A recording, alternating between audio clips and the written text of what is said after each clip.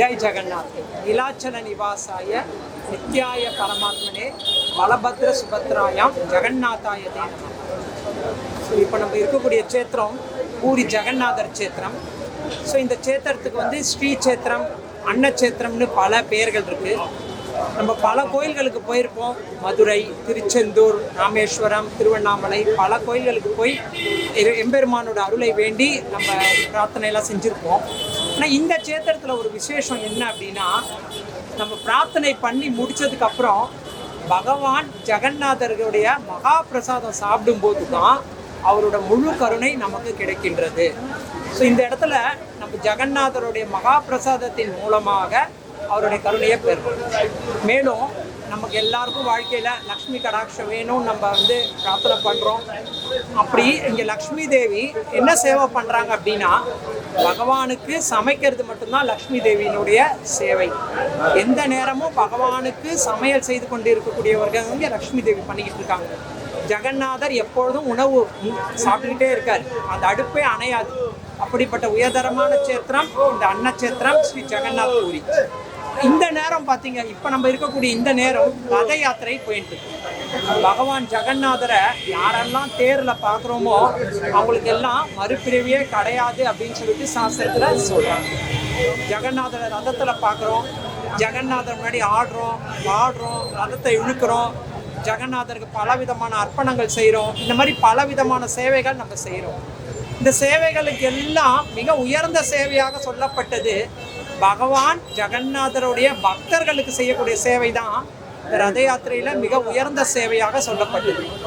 குறிப்பாக நம்ம எல்லாருக்கும் தெரியும், செவிக்கு உணவில்லாத போது சிறிது வயிற்றுக்கும் இயப்படும். ஸோ ஜெகநாதருடைய பக்தர்களுக்கு இந்த பிரசாதம் கொடுக்கறது சேவை வந்து ரொம்ப ரொம்ப ரொம்ப விசேஷமான உயர்தரமான சிறப்பான சேவையாக சொல்லப்பட்டது. அப்படிப்பட்ட இந்த சிறப்பான சேவையை நம்முடைய பக்தர்கள் சத்குரு சேரிட்டபிள் ட்ரஸ்ட்லேருந்து வந்து திருவண்ணாமலையிலேருந்து இங்கே வந்து செஞ்சுட்டு இருக்காங்க அப்படின்னா அது எவ்வளோ பெரிய சிறப்பான விஷயன்றது நமக்கு தெரியும். அது மட்டும் இல்லாமல் ரத யாத்திரைக்கு லட்சக்கணக்கான பக்தர்கள் வந்து தினந்தோறும் வந்துட்டு இருப்பாங்க.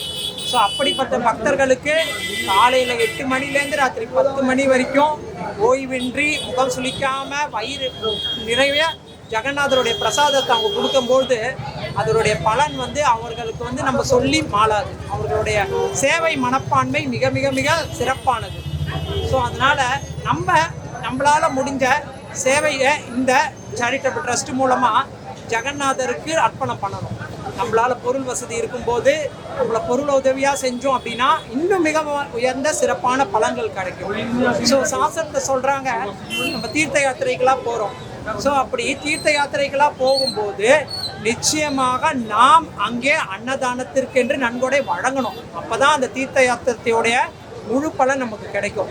ஸோ நம்ம வெளியில் சாப்பிட்றதுக்கும் இங்கே சாப்பிட்றதுக்கும் பல வித்தியாசங்கள் இருக்குது. நம்ம வெளியில் ஒரு ஹோட்டலுக்கு போகிறோம், சாப்பிட்றோம். ஆனால் இங்கே பகவானுக்கு நெய்வேத்தியம் பண்ணி அடியார்களால் வழங்கப்படக்கூடிய இந்த மகா பிரசாதத்தினோட மகிமை சொல்லி முடியாது. ஸோ நம்ம எல்லோருமே இதில் பங்கேற்கும் போது நமக்கும் ஜெகநாதருடைய அருள் பூர்ணமாக கிடைக்குது.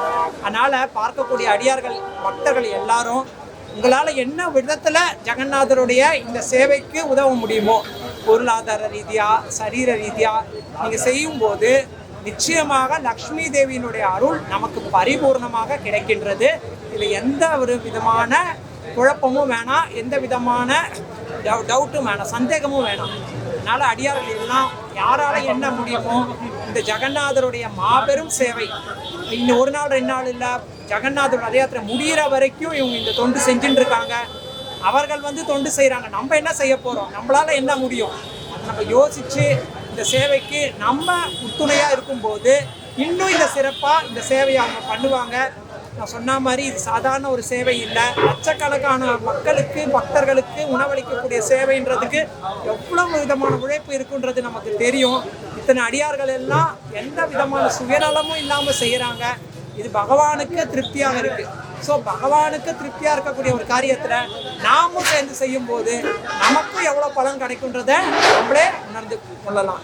அதனால் அடியார்களை எல்லாம் இதை பார்க்குறவங்க எல்லாம் முன்வந்து இந்த சேவைக்கு இவங்க செய்யக்கூடிய இந்த கைங்கரியத்திற்கு நாமும் ஒத்துழைப்பாக பொருளாதார ரீதியாக இல்லை சரீர ரீதியாக செஞ்சோம் அப்படின்னா நமக்கும் ஜெகநாதருடைய பலன் கிடைக்கும். ஜெய் ஜெகநாத்.